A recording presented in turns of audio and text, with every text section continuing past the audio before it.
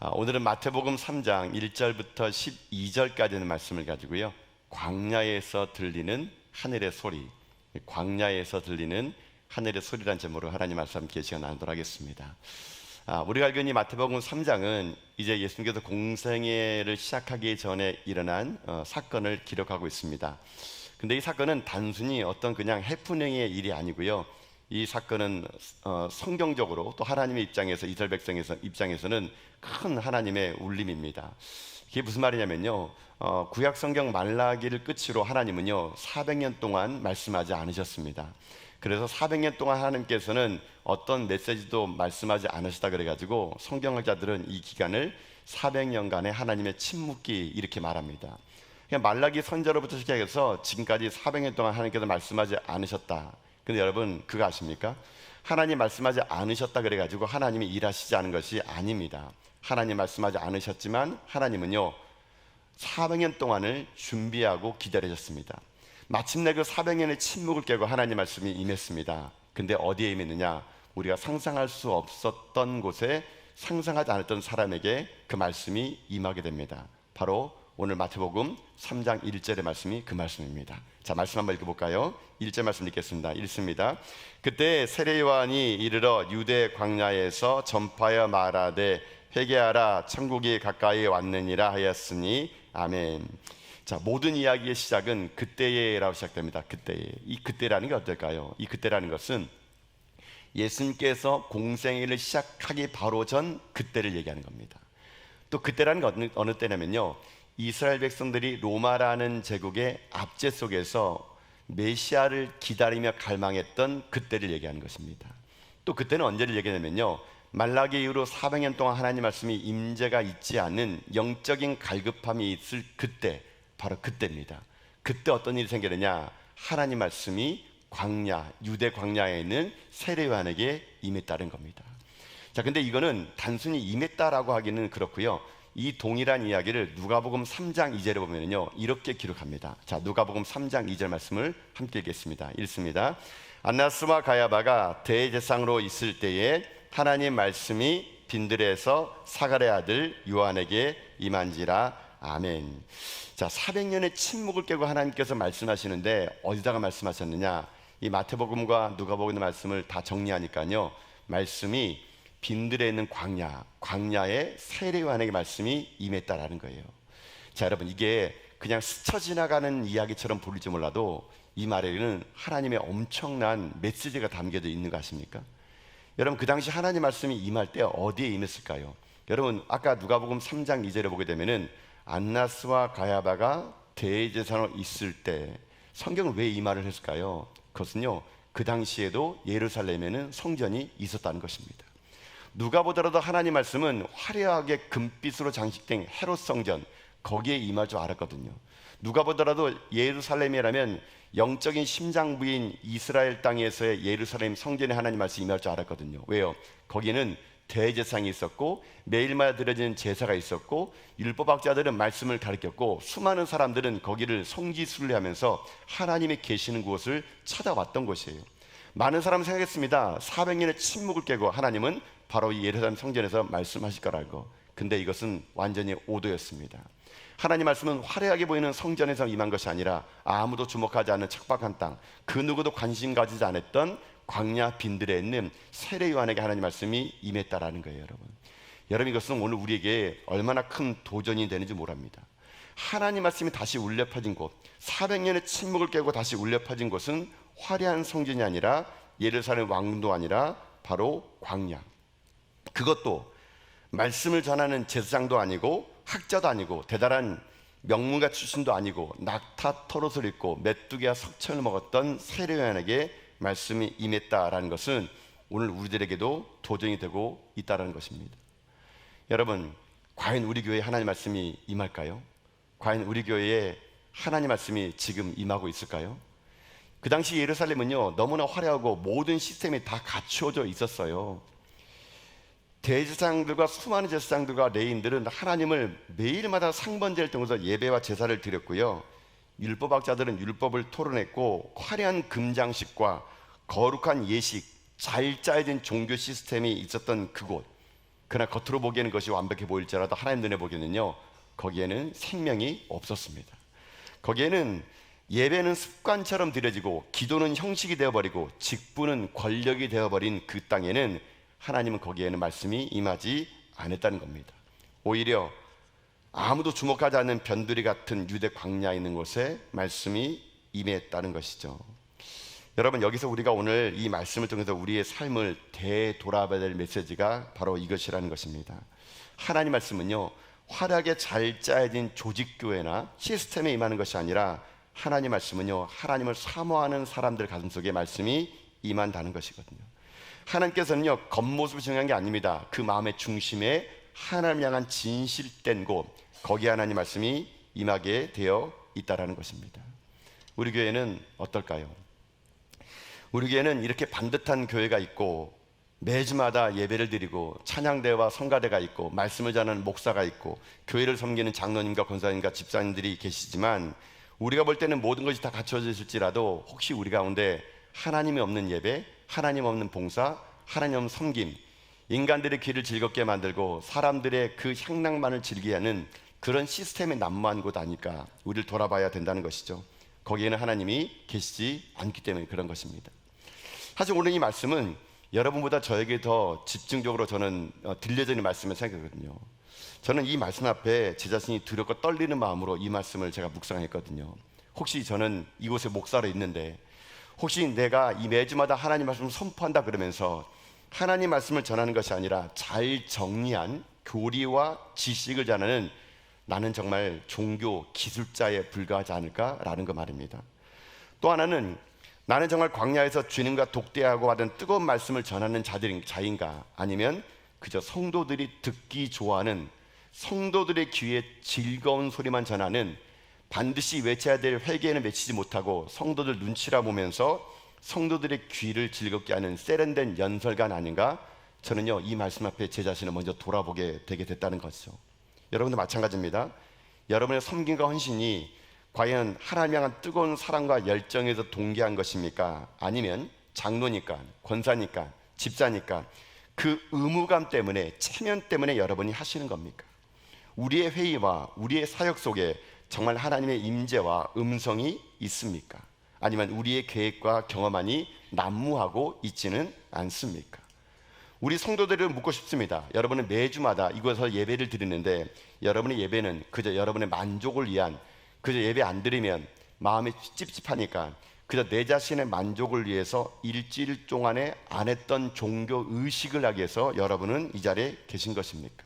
우리의 찬양과 기도가 영혼의 깊은 곳에 갈망이 있는 것이 아니라 단지 사람들의 귓가에 만족감을 주고 익숙한 순서에 따라서 그저 일어서고 앉고를 반복하며 시간 되면 그저 앉았다가 일어서는 걸로 우리는 예배를 다 드렸다고 가지고 인지한지 우리를 돌아봐야 된다는 것입니다. 우리가 가진 모든 형식과 직분과 예배가 하나님이 없는 우리끼리만의 만족을 한다면 우리는 화려한 성전의 예루살렘은 될지 몰라도 말씀이 임하지 않은 빈 껍데기가 될 수밖에 없다는 것은 우리 가운데 우리를 두렵게 만들어야 된다는 것입니다. 그래서 오늘 이 화려한 하나님 말씀이 화려한 성전이 아니라 빈들에 사가랴의 아들 세례요한이 임했던 걸 보면서 저는 하나님께 기도했습니다. 하나님, 제가 목사인데 우리 성도들과 함께 매일매일 예배를 드리는데 매주마다 하나님을 찬양하는데 하나님을 섬긴다 그러는데 우리의 화려함 속에 하나님이 계시지 않은지 우리를 돌아보게 하여 주시옵소서. 여러분, 우리는 자꾸만 기도해야 됩니다. 우리 마음속에 하나님의 음성이 들리고 저 같은 목회자에게 하나님 말씀이 임하고 우리 교회 가운데 하나님의 영광이 임재할 수 있도록 우리는 날마다 깨어서 우리는 하나님의 광야에서 그 소리를 듣는 우리가 돼야 된다는 것입니다. 하나님은요 크고 화려한 교회만 계신 것이 아닙니다. 높은 직분을 가진 곳에 하나님 말씀이 임한 것은 아닙니다.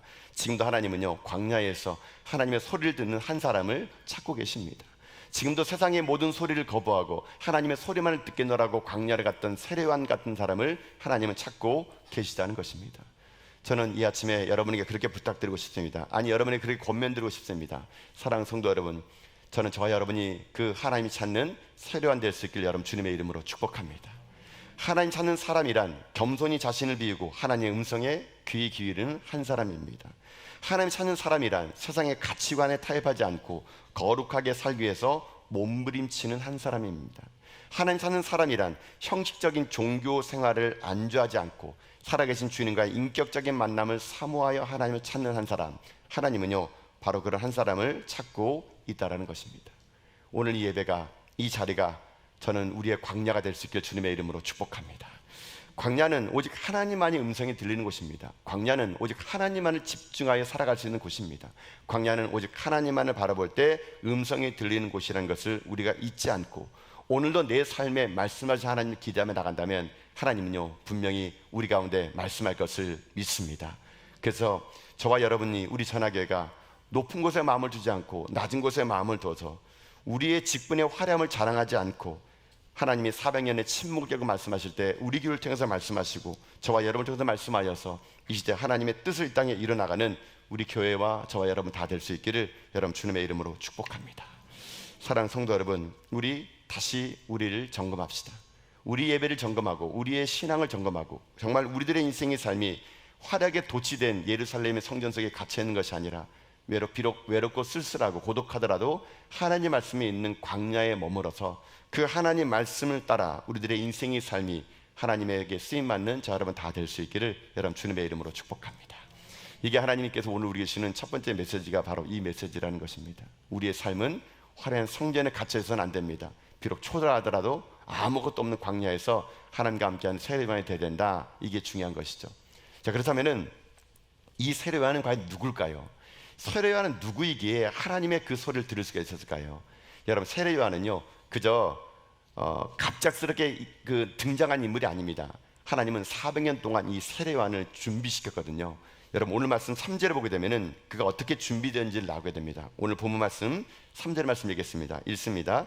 그는 선지자 이사야를 통하여 말씀하신 자라. 일러스되 광야에 외치는 자의 소리가 있어 이르되 너희는 주의 길을 준비하라. 그의 오실 길을 곧게 하라 하였느니라. 아멘.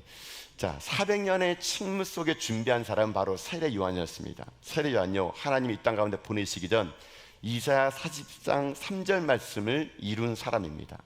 그는 하나님의 소리로 하나님의 준비시켜졌고, 하나님은 세례 요한을 통해서 이 땅 가운데 하나님의 소리를 이 땅에 전하게 되게 되었다는 것입니다. 자, 근데 여러분 보세요. 요한이 자기를 소개할 때 자기는 광야에 외치는 소리라고 이렇게 전하게 됩니다. 여러분, 사실 세례 요한은요 예수님께서 공생애를 시작하기 전에는요 이 영적으로 세례 요한은 많은 사람들의 추앙받는 인물이었습니다. 그가 광야에 설교하게 되면요 수많은 사람들이 몰려와서 설교를 들을 정도로 대단한 인물이었습니다.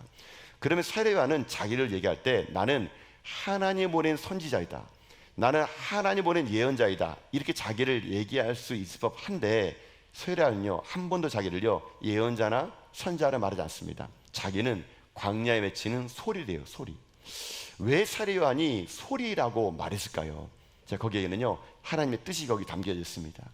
여러분, 소리는 어떤 겁니까? 소리는요 자기 자신을 알리는 게 아닙니다. 소리를 통해서 누군가를 알리는 게 그게 소리예요. 소리. 여러분, 예를 들면 이런 거죠. 제가 만약 여러분에게 불이야라고 소리치다 칩시다. 불이야라고 소리쳤어요. 제가 소리를 쳤지만 실제로 중요한 거는 불이야라는 소리가 중요한 겁니까? 아니면 실제 불이 중요합니까? 불이 중요하겠죠. 불의 실제를 말하는 것이지 제 소리가 중요한 게 아니라는 겁니다. 불이야라고 외친 제 소리보다는 실제 불을 더 집중하는 것처럼 세례 요한이 그런 거래요. 자기가 전하는 모든 것들은 소리에 불과라는 겁니다. 진짜 실체는 누구냐? 바로 예수 그리스도, 그분이 실체라는 겁니다. 그래서 세례 요한은요 자기의 이름과 명성을 알리지 않았습니다. 나는 그분의 신을 들기도 부족한 자다. 나는 그저 소리에 불과할 뿐이다. 소리는 사라지고 없습니다. 그러나 소리는 사라지더라도 메시지는 남는 거거든요. 세례 요한은요 철저히 자기 자신을 소리에 비유하고 살았습니다. 자기는 말이 아니라는 겁니다. 자기 말이 아니라는 겁니다. 그는 말하는 사람이 아니라 소리를 외치는 자로 하나님께 인정받는 삶을 살게 되었다는 것이죠. 여러분, 이게 오늘 우리에게 주는 하나님의 메시지가 될 수 있다는 거예요. 여러분, 오늘날 이 시대 보면은요 얼마나 많은 사람들이 말을 합니까? 자기 말. 하나님의 소리가 아니라 자기 말을 너무 많이 하는 시대를 살고 있습니다. 여러분, TV만 틀어보세요. 뉴스에, SNS에, 여러분 인터넷에 다 자기 말만 합니다. 자기 주장만 합니다. 개인들도 보십시오. 개인 유튜버 채널과 인스타그램과 여러분 블로그 보게 되면요 다 자기 이야기입니다. 내가 이런 거 먹었다, 난 이런 사람이다, 난 이런 걸 해봤다. 화려하게 거기에 자기를 포장하며 자기의 소리를 말하는 시대. 그러면 이 시대는요, 그 화려함 뒤에 실제로는 외롭고 고독한 사람이 너무나 많아 있어요.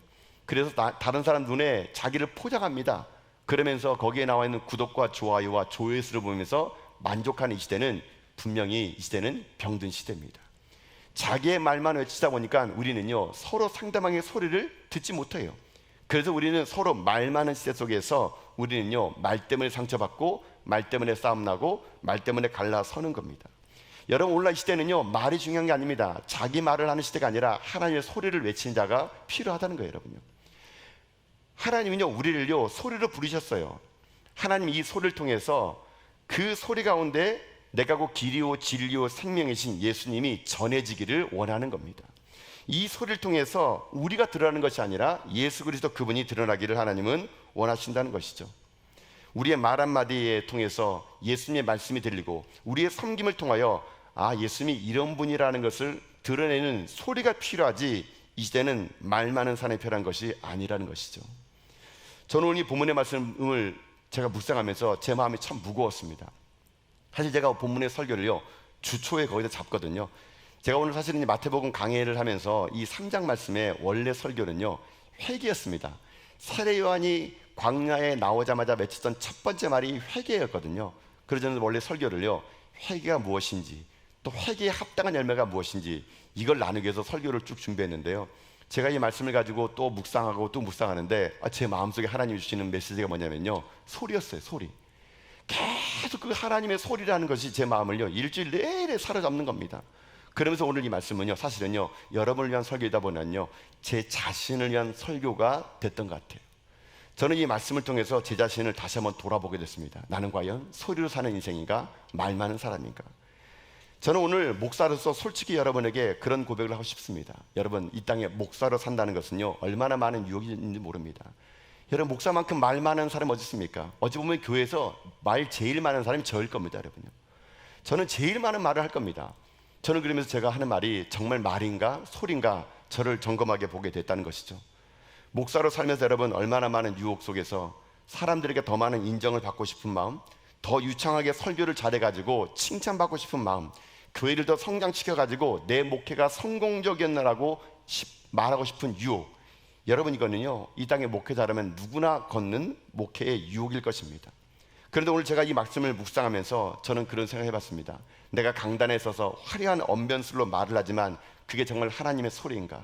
나는 정말 내 말을 하는 것인가? 하나님의 소리를 전하고 있는 것인가? 목사로 강단에 서다 보면은, 설교 기간이 많다 보면은 내 뜻과 내 욕심을 가지고 내가 원하는 말을 하는 자신가, 아니면 정말 하나님께서 주시는 이 시대의 참된 소리로 나는 서 있는 것인가? 설교가 끝난 다음에 많은 사람들이 목사님 참 설교 잘하셨습니다, 은혜 받았습니다라는 그 말 한마디를 듣고 싶어가지고 나는 오늘도 내 속에 욕심을 감춰두면서 하나님의 은혜죠라고 나는 겉포장 먹지 않은가? 수없이 많은 질문 속에서 저는 이 본문을 보면서요, 마음이 무거웠습니다. 하나님, 내가 화려한 언변술로서 지금까지 말을 한 자였습니까? 소리였습니까? 저는 그러면서 이 말씀 앞에 제 자신을 돌아보며 솔직히 이렇게 고백했습니다. 하나님, 내가 이제는 주님의 소리가 되게 하여 주시옵소서. 이제는 사람의 칭찬이나 인정을 구하는 자가 아니라 오직 예수 그리스도를 드러내는 소리가 되게 하여 주옵소서. 성도들의 박수나 사람들의 인정에 내 자신의 존재 가치를 두지 않게 하시고 오직 예수님을 가리키는 축복의 통로가 되는 소리가 되게 하여 주옵소서. 말씀을 전할 때, 성도를 돌볼 때, 위로의 말씀을 건넬 때 제 모습이 아니라 제 말 한마디에 예수님이 드러나게 하시고 제 섬김을 통하여 예수님의 성품이 드러나는 이 시대의 소리가 되게 하여 주시옵소서. 여러분, 제가 강단에 서는 이유는 저의 이름을 알리고 저의 목회 철학을 말하고 저의 능력을 과시한 것이 아니라 철저하게 소리로 살아가는 그런 목사가 되기를 원하는 것입니다. 여러분, 제 자신을 여러분 위해서 기도해 주십시오. 저를 위해서 여러분들이 중보해 주십시오. 정말 최영지 목사가 목회를 그만두는 그날까지 생명 다하여 하나님의 소리가 되는 그런 사람이 되게 해달라고요. 그래서 세례 요한의 고백처럼 그는 흥하고 나는 쇠하리라. 저의 모든 계획과 욕심과 모든 것들은 다 무너지고 오직 하나님의 이름만 드러내는, 하나님만을 흥하게 만드는 그런 목사. 여러분, 그래서 저를 비롯해 우리 많은 교회에 있는 교육자들이 진정 이 시대 하나님의 소리가 될 수 있도록, 진실된 이 땅의 외침의 소리가 될 수 있도록 여러분들이 기도해 주실 때 이 강단은 썩지 않을 것이고 이 강단은 싱싱하여서 하나님의 소리를 만드는 그런 강단이 될 거라고 저는 믿습니다. 여러분, 이것이 비단 목회자뿐만 있는 것이 아니라는 것입니다. 여러분도 마찬가지예요. 우리 교회 안에는 과연 예수님의 목소리가 선명하게 들립니까? 아니면 우리의 목소리가 너무 커서 주님의 음성이 들리지 않습니까?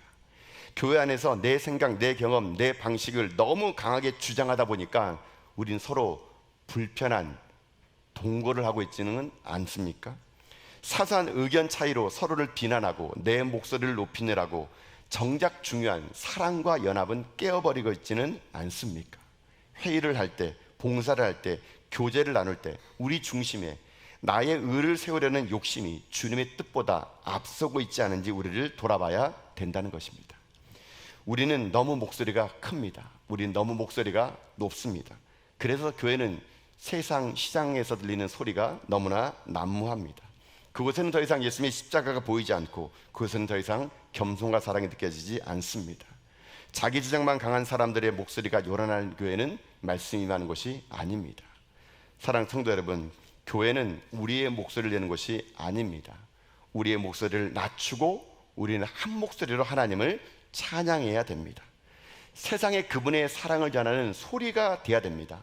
나의 주장을 꺾고 나의 경험을 내려놓고 비로소 우리 교회 공동체가 예수 그리스도께서 일할 수 있는 소리가 되는 공동체가 됐을 때 우리의 소리는 시끄러운 소음이 아니라 이 땅을 살리는 생명의 소리가 될 거라고 믿습니다.